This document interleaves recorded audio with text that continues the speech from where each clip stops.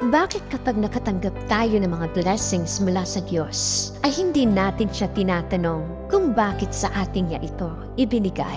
Ngunit bakit kung dumadaan tayo sa mga pagsubok, ang tanong agad natin, Lord, bakit sa akin mo ito ibinigay? Bakit hindi na lang doon sa mga taong masasama, o di kaya ay doon sa mga taong walang pagkilala sa iyo? Alalahanin natin na ang Diyos ay pantay-pantay ang pagtingin sa lahat ng kanyang nilalang. Pinapasikat ng Diyos ang araw para ito ay maranasan ng mga taong mabubuti at masasama.